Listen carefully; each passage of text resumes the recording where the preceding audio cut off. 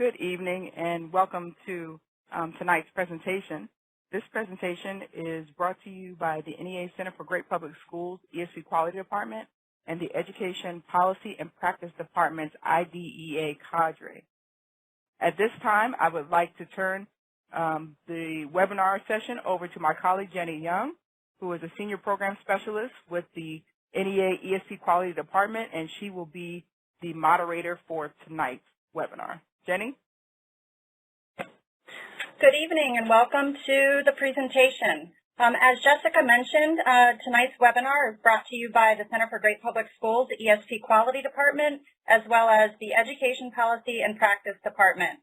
The ESP Quality Department represents and advocates for nearly 500,000 NEA education support professionals, also referred to as ESP. Spanning across 9 career families, ESP include paraeducators, as well as professionals in custodial and maintenance, transportation, food services, clerical services, skilled trades, security, health and student services, and technical services. The ESP Quality Department develops, implements, and promotes policies and professional supports that enhance the effectiveness of ESP in meeting the needs of every student. These association-convened and educator-led programs support ESP throughout their careers to build a culture of professional excellence and student success in public education. This webinar was developed in collaboration with NEA's EPP department and IDEA cadre, both of which aim to provide member-led professional learning opportunities for all educators to enhance student success. I would now like to introduce tonight's speakers. Lynn Goss is a special education paraeducator at St. Croix Central Middle School in Hammond, Wisconsin. She's been working as a paraeducator for 17 years, spending most of that time working with the special education population. She is a member of the Wisconsin Education Association Council, serves on the NEA Board of Directors, and is the local president for the St. Croix Central ESP Association. She has also represented paraeducator interests at the national and state levels, including serving on the U.S. Department of Education's ESSA Negotiated Rulemaking Committee and the Wisconsin Department of Public Instruction's ESSA Committee of Practitioners for Title I. Also tonight we have Tracina Alvested. Tracina is a special education teacher at McQuarrie Elementary in Odessa, Missouri. She is also a district autism consultant, and she serves on the Missouri Department of Elementary and Secondary Education Educator Certification Advisory Council. She is a member of NEA's IDEA cadre, chair of MNEA's Teaching and Learning Committee. She serves as on the Missouri Credentials Committee as well. She is a treasurer at her local association, the Odessa NEA. This is her 23rd year of teaching. And I do also want to mention that Lynn is also on the IDEA cadre. Lastly, I'd like to introduce John Riley. John is a colleague here at NEA and is a senior policy analyst with NEA's Education Policy and Practice Department. He's also the staff liaison to the IDEA cadre. John's joined us tonight, so you might hear from him during the webinar or the Q&A segment. I'd now like to turn it over to our presenters, and I think Tracina is going to start the presentation. This is Tracina. Your learning objectives for tonight. By the end of this time, participants will be able to identify an IEP and a 504 plan, and we'll go over the laws that correspond to each of those as well. You will understand the identification process and what information is included in both the IEP and 504 plan, and you'll be able to identify how to use this information to best provide interventions and support to ensure our students' success. And now Lynn is going to do a polling question.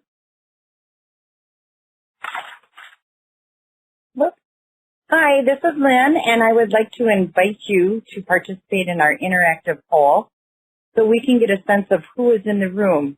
In a moment, a poll window will appear on the screen where you can select your answer by clicking on the screen. So we can get a sense of who is on the webinar, select the title which best represents you, what you do in your worksite or district. if you select other, please special ed teacher, general ed teacher 3% and 1% administrators. And then there are 10% that identify as others. So welcome everyone. When we are talking tonight, we will be using a lot of acronyms. One of the things that is most important as an educator is to know what those acronyms mean. And who knew that acronyms actually was an acronym itself? Of names you must remember. So acronyms are spelled out and talked about a lot. We'll use them when we are using terms like FAPE and BIP and SLD and FBA. We will use a lot of those. We will try to identify those as we go. You will also have a handout at the end that you can upload that can give you a insight to what all of these acronyms mean. Next, we are going to talk about the key terms in federal laws. And sorry, it's not. Can you switch the slide, please? It's not working for me. Thank you. The key term paraeducator versus paraprofessional was a term that has been thrown around for years, and now paraeducator is recognized in the Every Student Succeeds Act. The other term and also acronym is SIF, and that's Specialized Instructional Support Personnel, and those would be like your occupational therapy, your counselors, your social workers in your school district. And so they have a new identification as SIF. The Every Student Succeeds Act is ESSA, E-S-S-A, and then the law that guides us with our IEPs is IDEA, the Individuals with Disabilities Act, and then the ADA will be the one that guides the 504s, and we will talk about those at the end. And again, free and appropriate public education is FAPE, and what we are all here to talk about today is the IEP, the Individualized Education Program.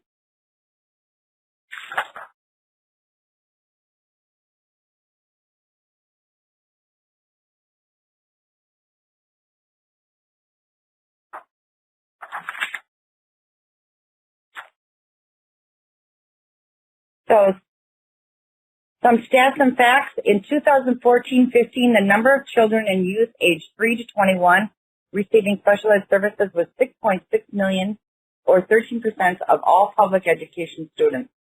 Among those children and youth receiving special ed services, 35 of those had specific learning disabilities. The other that were receiving services would have behavioral disabilities or cognitive disabilities.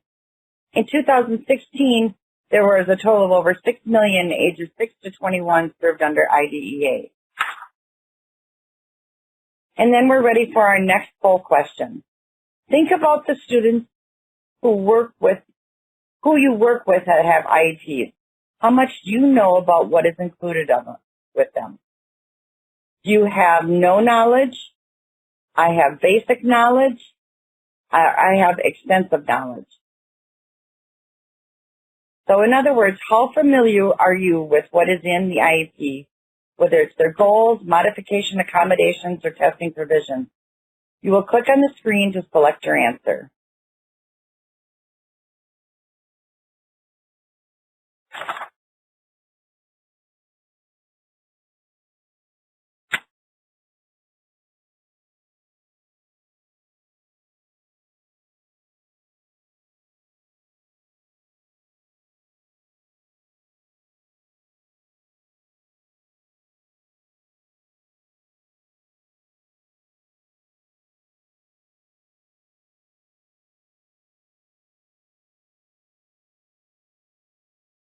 Looking at the poll, it looks like most of us have the basic or minimal knowledge. You know that the students that you're working with have an IEP, and many of you have extensive knowledge. So hopefully you will be able to get the information that you need out of our webinar. And now back to the IEP slide.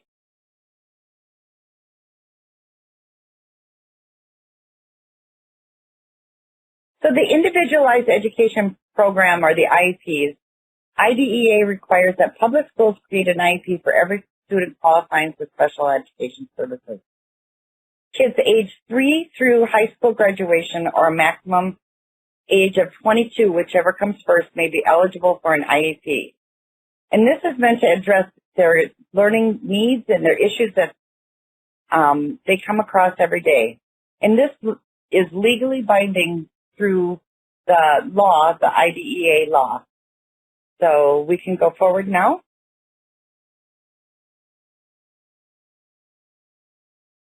And to Tristina.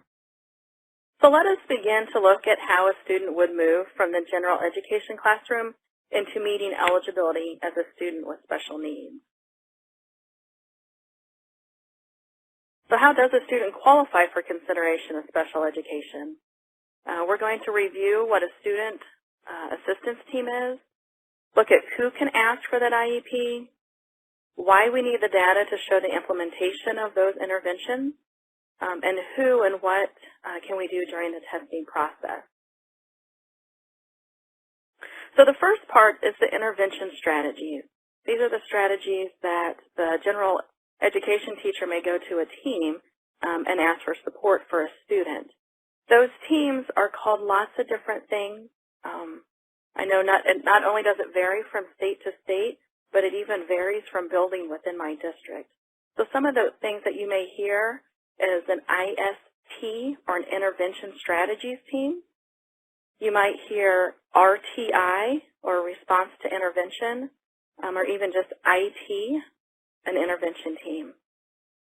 Those are the teams that come together for that student that might be struggling and look at, in that specific area, what are some things that we can do to try to help jumpstart or help that student. And those are things that paraeducators, you may be asked to help implement or even help with take data. It might be some short one-on-one times with reading, writing, or math. It could include a small group of instruction with a few individuals. Might even include tutoring. Sometimes Title I services get pulled in there. And then our paraeducators that runs the vision service, she's included in that, as well as maybe some extra fine motor type of things. So at that point, those interventions are put into place over a period of time, typically weeks, and we look to see if those interventions work and the students are making gains. That might be exactly what the student was needing. But as the interventions continue, if a student is not making progress and our data shows that, then that might be time that we go into the next part, which is the request for the evaluation. And that's where, in the previous slide, we asked who can ask for an IEP. So as we go through this, it can be the request for the evaluation comes out of the intervention strategies team because that student is not making gains. But even prior or during that process, we may also get parent requests. And at that point, that doesn't mean the parent can skip the process, but it may mean the parent has additional information, such maybe a medical diagnosis or outside testing that we can also consider. Or it may mean that we need to then get that student into intervention if they are not at that point, so that we can start that whole process. The next step then goes into the testing part, the evaluation part. And that can be lots of different team players at that point in that evaluation data, because there's so much required to make sure that we meet eligibility. So it may be a special education teacher doing testing, your school psychologist may be pulled in, a school psychological examiner, or there are times when a paraeducator may be pulled in. I will caution if a paraeducator is pulled in to make sure you are trained. All the other people that I just mentioned got training on how to do that evaluation, so it is important that you also get that training. And it can be doing some screenings or some tests, but it could also be as simple as going into those classrooms that you're already in and observing that student and writing down everything that they're doing, or doing a time on task to help give some information to that evaluation. Then at that point, the teams come together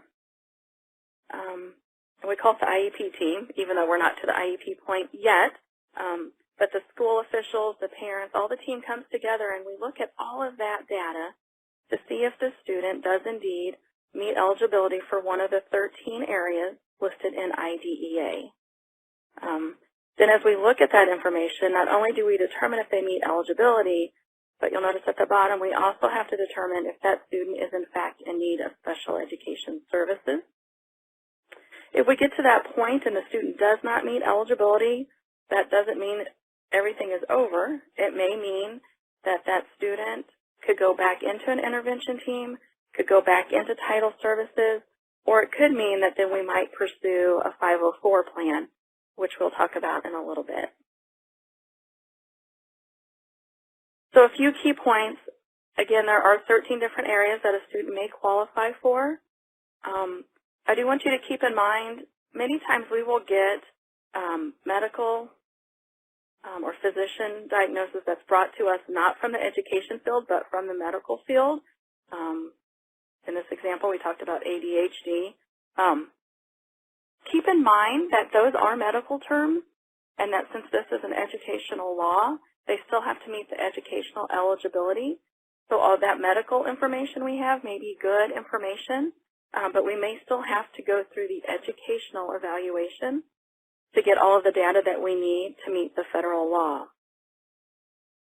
Now, if we do get all that information that we need to meet that law, the next step would be to create the IEP. And again, as I noted, if the student is found not eligible, parents can still try to get services, and one of those options may be the 504 plan.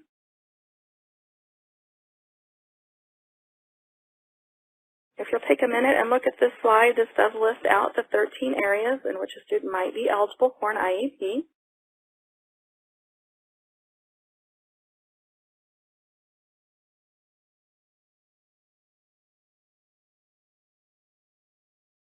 I do want to caution, though, just having one of these 13 disabilities does not automatically qualify you as a student under IDEA. A student still must be found eligible, and they must have that need for services in order to make progress throughout the school curriculum. And a few such examples, there are many students with a diagnosis of ADHD. Some of those students, that has a bigger impact, and it actually does impact, and they have a need for specialized instruction. Some may just need accommodations modifications, so they may not meet the eligibility for just having ADHD under another health impairment. Another such example might be for visual impairment.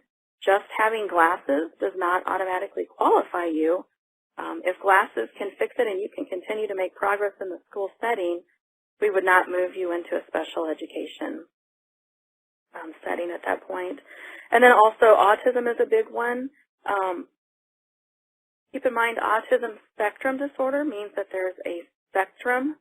And so we can have students that are severely impacted by autism, as well as other students who are pretty high functioning and may just need some accommodations, modifications that could be covered under 504 and not in IDEA.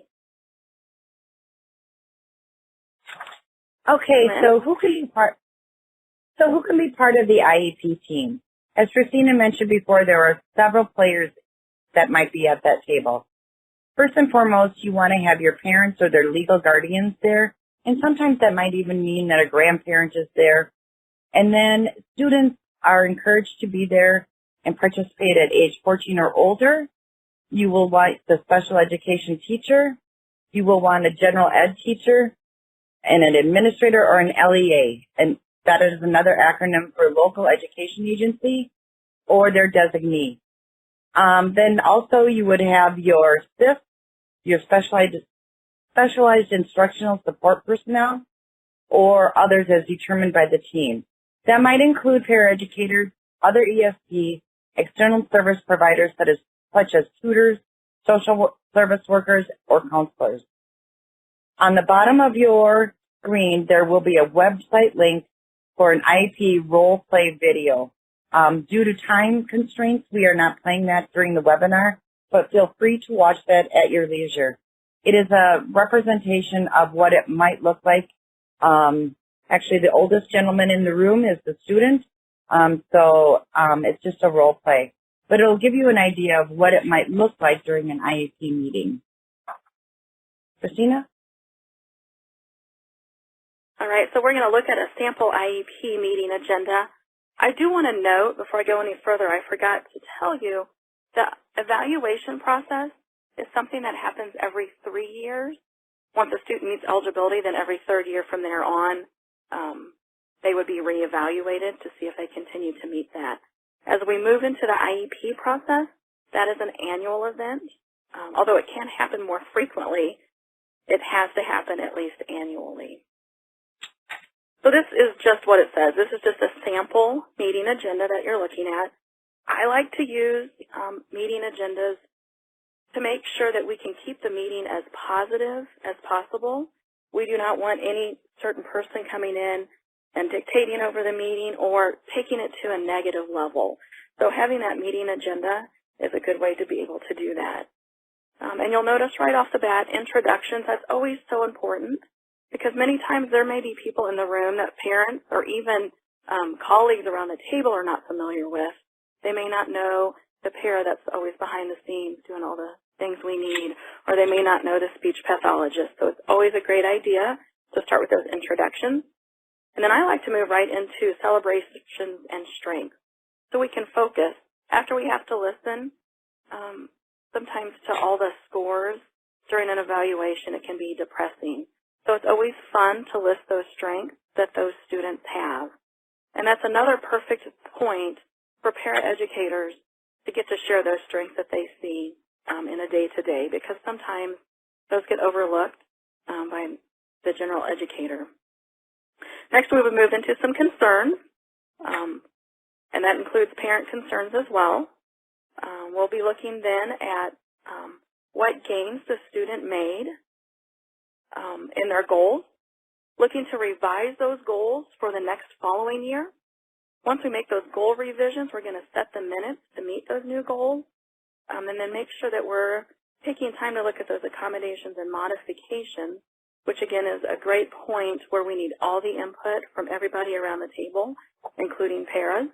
And I want to point out, if you are not invited to the meeting, those strengths, concerns, as well as the needs of the accommodations and modifications within that classroom can definitely be shared with your principal, your LEA, or your teachers prior to the meeting so that you can still get your input in there. And then I've listed other because, as you see the next few slides, there's lots of other little things that we have to include in that IEP, such as looking at extended school year, behavior plans, and such. And so that's how then the next part to the meeting. Lynn? Okay. In your district, how do paraeducators contribute to the IEP process? Type your responses in the chat box. Since all districts are different and experiences are different, please share how you contribute to the IEP process. Even if you're not at the meeting, your input and contributions are still valuable, even if you're not at the actual IEP meeting table.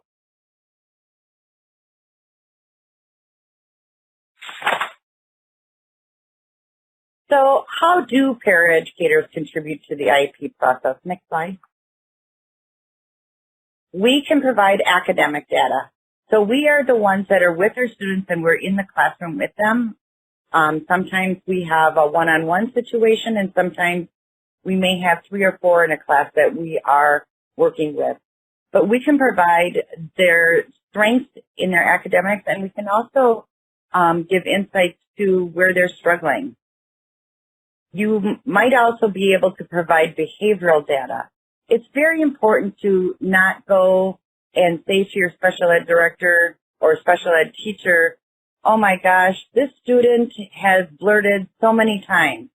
If we could have actual data to give them, it is much more useful. So if it's 3 times they blurted in class versus 20 times they blurted in class, it's going to make what their goals are or what we do for an intervention or accommodation and modification much different.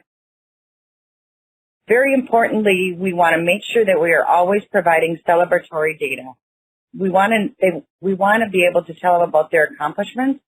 We want to know that every paraeducator starts every day as a new day. And so these kids have the opportunity to succeed. We also want to provide insights to the barriers that prevent them from reaching their goals. If we are noticing that they are having trouble focusing and they need to be closer to the front, or if they are being distracting to other students, we might want to separate them a little bit differently. It's all of those insights that are very important. And then if we are invited to an IEP meeting, then we go and we will attend and we will give our input at that point. I've been a paraeducator for many years, 17 years, and I have been to very few. But I also feel that my input is very important and is taken with a lot of credibility as to what the students' needs are. Next slide. So the key elements in an IEP, so there are a lot of forms that come with an IEP.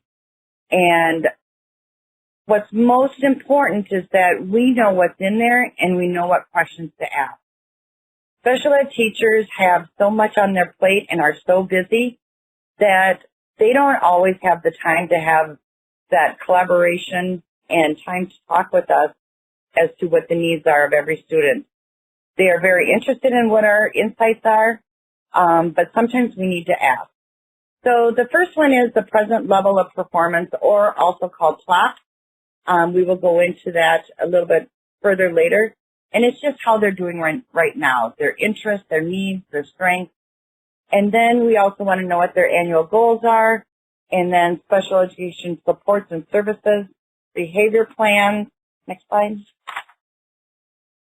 Modifications and accommodations, and then standardized testing provisions. So this would be your state test at the end of the year, and where they would have certain accommodations, most likely extended time. They might need a scribe, but those are all determined at the IEP meeting. And then we want to make sure that we know how and when we should be progress monitoring and what data we need to collect, or if we can have input in that data. And then transition planning is also another thing. If you're working with kids that are 14 or older, they have to have a transition plan in place. And every state has a little different as to when it has to be implemented. Christina? All right. We're going to go a little bit more in depth at the present level of performance. I'm loving reading everybody's information in the chat and how everybody's providing information. That's so exciting to see, because sometimes I feel like as I'm always trying to get things done, I don't always get that information. And so for you guys to help provide that is just so amazing to be part of such a good team. Okay. So moving on to the present level of performance. In this case, it's listed as a PLOP. But I do want to note that different states, again, call it something different. In my state, we call it a PLEP, with the EP being the educational performance. But there are other states who have even more initials in there. But the basic point is it's the present level, and this is the information that's in it regardless of what you call it in your area. So again, that strength that we keep saying is so important to include, the interest of the student, the academic achievement that they've currently met, functional performance, that's where I might also include information, how the occupational therapy and their lack of motor skills might impact them in their daily life, how they are able to behave in a classroom, some of those type of things. We always list the concerns of the parents, how that disability might impact them in the classroom, and what we can do to help, just a quick little information there so everybody's on the same level of current. We also will list the related needs. We'll get into that in just a little bit more, as well as how they can participate in the general education curriculum, and what other information and help they might need in that area. Lynn, goals. All right, goals. there will be goals written in their IEP, and those goals will be structured around the disability that they qualify for. Additional goals can also be put in there as well. But we want to make sure that we know that they are SMART goals. They need to be specific, measurable, attainable, relevant, and timely. And so if we hear or see that a goal is not that, we can ask that question and we can help out that way. But a lot of times because of the goals, you'll be asked to document progress in those goals, whether it would be, documenting how many spelling words that they were to complete, or document what their reading level is at the time. And those are then reviewed on an annual basis again at the next IEP meeting. And then, next slide, you will have progress towards your annual goal. This is where you will determine whether the goal is met or not met. And not meeting a goal doesn't mean that you failed. It means that the kid has just struggled a little bit more than normal. And but we want to make sure that we know what their progress is.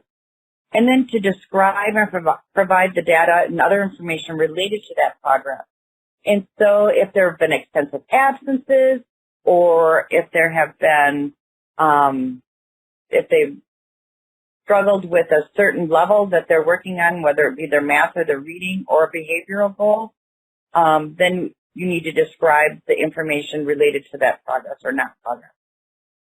Sometimes those goals need to be revised.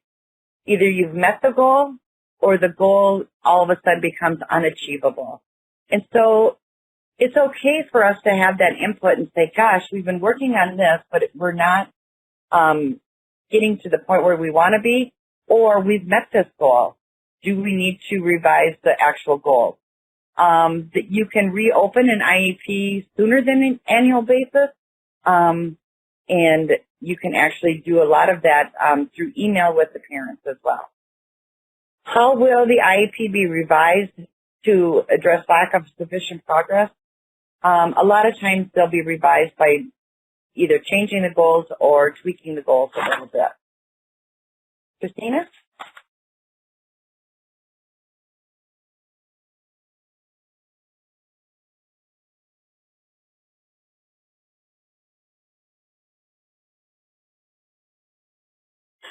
Okay, so program summary is another component of the IEP. And again, these may be put in there in different order, but they are all components that need to be in there. So supplementary aids and services might be another time where a paraeducator or a certain service is written in specifically. I have a student with muscular dystrophy, and I have specifically written in that a paraeducator will attend PE with him.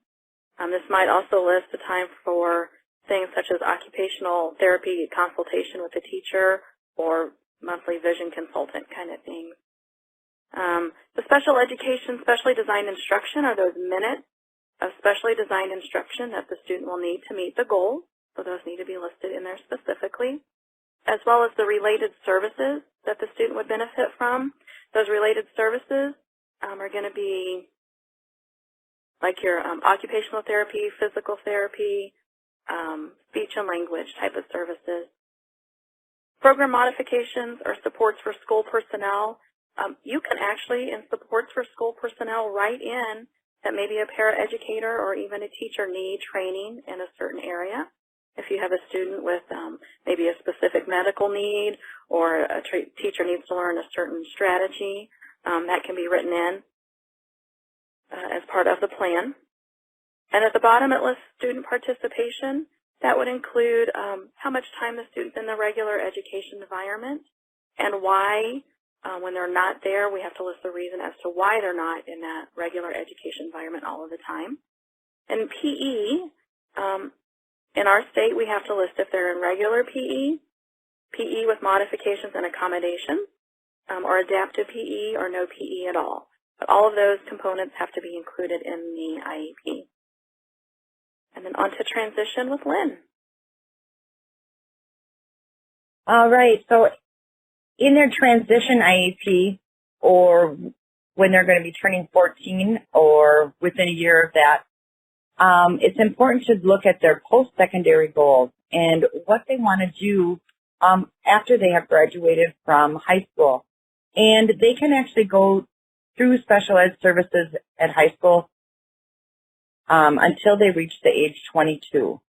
They want to set that post-secondary goal, whether they want to be go on to college or whether they want to go on to a technical college, independent living, workforce, military.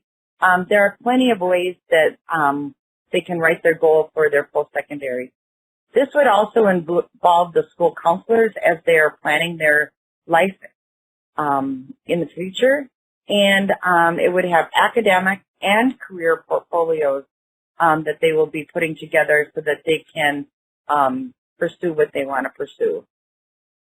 They want to make sure that the electives that they take in high school are geared towards these goals and post-secondary options. And then it also might have other services outside of the education field, like DVR services, workforce resource, or job experiences. And so it's very important that the student be very involved in this process as well. And now to accommodations and modifications. What's the difference? That's the big question. Next slide, please. And so in your handout, or in the handouts at the end, you will have a very long list of accommodations and modifications. Those accommodations and modifications for that list are listed for 504, but they are very much the same as the ones that you would use for an IEP. Next slide. Accommodations. An accommodation allows a student to complete the same assignment or test as other students, but with a change in the timing, formatting, setting, scheduling, response, and or presentation. And it does not alter in any significant way the test is or assignment measures. It allows students to complete assignments as their peers, and sometimes it's using an assistive device. It might be speech to text. It might be a small group setting. There are hundreds and hundreds of ways to accommodate a student when they are in the receiving special ed services. It increases you can increase the allowable length of time to complete a test or an assignment, and it might change the way that it's organized. Just to remember, it does not functionally lower or alter the expectation. So you can add a word bank, or you could, sometimes you can go from a multiple choice question. You can go from 4 choices to 3 choices or 2 choices, or there are many ways to make those accommodations. And modifications? So modifications then is one of the other options where you actually modify the work. It is an adjustment to an assignment or a test that changes the standard or what it is supposed to measure. And so that is the part where typically paraeducator may not be responsible for making those changes. Paraeducator may help implement them once they're made. But typically this is a little more detailed because that person making those modifications has to have extensive knowledge of the standards that are being required for that specific assignment or those tests. So just a little bit different than those accommodations. Okay, and then a quick little change into 504 plans.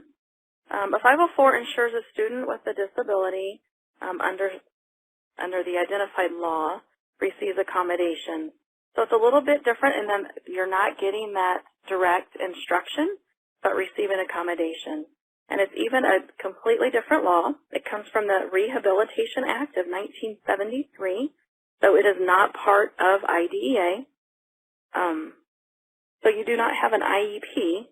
The plan itself is called a 504 plan. And the main purpose is to give those kids with disabilities access to the same education that their classmates are receiving. And part of the law states that it has to impair or substantially limit one or more life activities. So as the 504 team looks at that, they are looking to see if it limits. So it's a little bit different type of eligibility and a little bit different types of services. However, as I mentioned before, if you have a student who doesn't qualify but has ADHD, they might need some of those accommodations that Lynn had just mentioned, and this is a way for them to get that without actually having an IEP and meeting the IDEA Act. Christina, I just wanted to go back and mention, I have the special ed teachers that I have worked with do a really nice job of providing us with an IEP at a glance. And so I would encourage everyone to ask for something like that, and it will give you a glance as to what the goals and what the accommodations and modifications might be. And it can also be used to give to regular ed teachers as well, who is actually on a special ed caseload. And so I saw somebody type in the chat that they didn't even get the student's name. And so it led me to believe that it's really hard to know what services a student might need if you don't even know who is receiving those services. So whether you're a paraeducator or any other career family position in the district or a regular ed teacher, make sure that you know who is receiving these special education services. I can't accentuate that enough. And also, going back to the goals, working with the student at one point, I worked really hard with him to get him to perform on the academic piece, only to find out a couple of weeks later that it was only social reasons why he was in the classroom and that the academic expectations were vastly different than what I was trying to pursue with that student. And so just knowing all of that information up front is just imperative to giving the students the services that they need. Those are very good points, and I will say some of that varies district by district. And even as a district, as our special education director has changed, we have been given different directions as to what access different people have to that plan. But definitely ask for everything you can get your hands on. And I want to mention back on 504, that is not going to be a special education teacher that has that. Typically, it is a counselor that has that information. But sometimes you may have to even ask the general education teacher how to get that so that you make sure you know those accommodations for the 504 as well. Thank you, Lynn and Trisina. Before we open up the webinar for questions and answers, I just wanted to share a slide with some important resources for you. We have NEA's Paraeducator webpage, nea.org/pi. It offers resources, policy guidance, training opportunities for paraeducators. Also, NEA's webpage for IDEA and special education. There's some great resources and tools, and this is applicable to all educators. In addition, understood.org is an online resource from the National Council for Learning Disabilities, and it offers resources and tools for families, educators, and students in working with students with learning and attention challenges. And then also I wanted to share the National Resource Center for Paraeducators website also. There'll be a complete list of resources available at the end of the webinar that includes the ones on this slide as well as many of the others that we've mentioned during the webinar. So now we're going to open it up to Q&A. We've been tracking questions that were coming in throughout tonight's webinar. So please, if you have questions, type them in the chat box, and we'll do our best to get to all of them. But should we not, we will follow up individually with answers to your questions.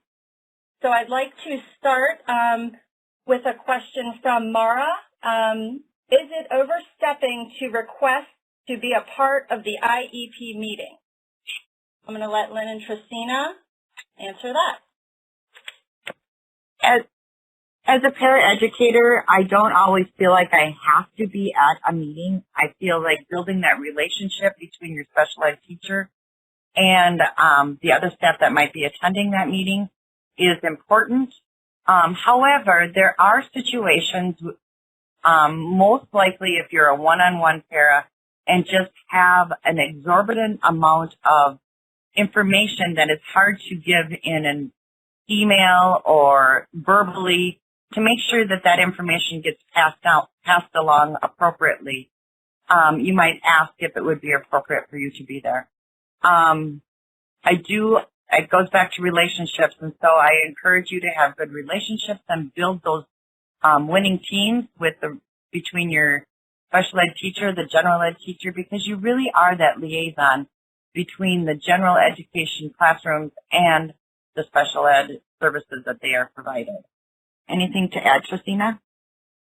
I would just add, sometimes being at the IEP, part of it's just hard to get everybody that works with a specific student in the same room. Who's with that student during that meeting? Or if the meeting happens afterwards, who's going to pay the paraeducator? Those types of things. So don't always take it as negative and that you weren't allowed to be there, but definitely make sure that you get to give that input prior.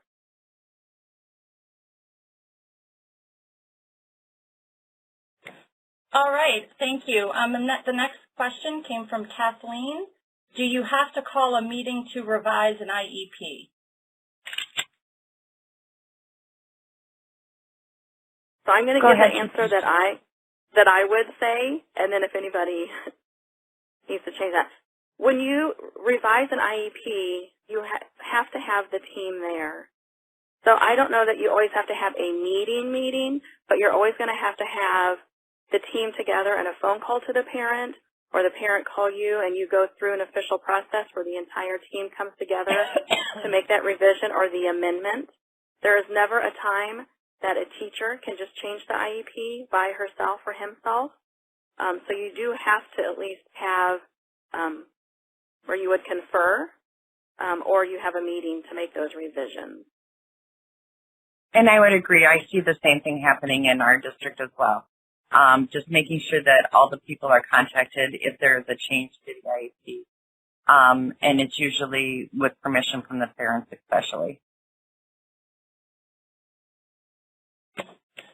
And the next question is the age of 22 to end special education services different by state, or is it across the board the same? In my dealings, at the end of 21, when they hit their 22nd birthday, they are done with special education. However, that does vary on a case-by-case, not state-by-state, but case-by-case, because if you have a student with more milder disabilities, they may graduate out at 18 like a typical student. More often, those students that go on to 21 are your more intensive students that need very in-depth kind of services. But the federal law does say up to the age of 22, so usually at the end of their birthday is when that is severed.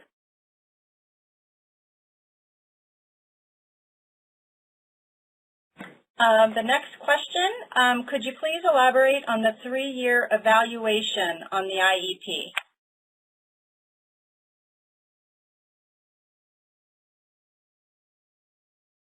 So the 3-year evaluation, every 3 years, the team would come together to look to see if the student continues to meet eligibility. That is separate from the annual IEP. It's called a triennial. I'm not sure exactly what's being asked. The person wants to chat in more information, so I can make sure I answer it correctly. Christina, I'm wondering if they are wondering, do they have to do all the testing over again?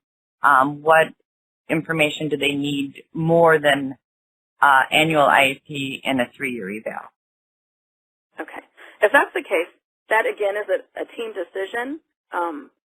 Typically what I see is we do the initial evaluation, and then maybe after that first 3 years is over, they'll do another evaluation. But then as the student gets older, if there aren't concerns or changes, they may not continue to evaluate doing all the tests, but many times they'll include different observations so that they can prove that that is still impacting in the general education setting. But that, again, is a team decision, and the teams can decide based on that child how much or how little testing they would need to continue eligibility. Thank you. Another question, how do you distribute services for English as a second language learners who need special ed services? A student would have to qualify under IDEA, under one of those 13 areas, before they would also receive special education, which can become a little bit tricky because then you have to decide if it is because of the English learning is the difficulty or if they truly are a student with special education needs. And so all of that has to be considered during the evaluation process. And then I also want to note that during that evaluation process, it is supposed to be done in their native language as well, which makes it a little tricky sometimes to determine all of that. Thank you. And we have one more question. Do IEP laws and rules differ from state to state? I think you've mentioned this a few times that it does, but if you could just elaborate a little bit or remind us how. Typically, the IEP laws are the same from state to state as far as what is written in the federal law, but every state can make it more often but it can't be lesser than what the requirements are at the federal level. Thank you, Lynn. And one last question that just came through. If a parent gets an outside evaluation along with a school evaluation, which one do they go by if they have a different diagnosis? That is an excellent question. It's going to go by the educational diagnosis or the educational eligibility if they are going to receive their services in the educational setting. So even if we have a medical diagnosis, they still have to meet that educational eligibility for those education services. And sometimes they do vary. I have seen that happen. Maybe I should say real quick, one such thing is sometimes you'll have a student come in with a dyslexia diagnosis from a medical field, but we go through the educational evaluation, and that student may qualify for a specific learning disability in reading. So even though those diagnoses are different, the student is still getting reading services under an educational evaluation. Thank you, Lynn and Tristina. We are going to move towards the closing of the webinar. If you posted a question in the chat box that wasn't answered, we will follow up with you individually. I would like to share contact information for Lynn and Tristina as well as John and myself should you have additional questions after the webinar. I want to take a moment to thank Lynn and Tristina for a really fantastic and informative session today. On behalf of the ESP Quality Department and Education Policy and Practice Department, I want to thank you for taking time out of your evening to participate. I'm going to turn over the webinar over to Jessica at this point so she can launch the evaluation. Okay, we are now at the conclusion of tonight's webinar.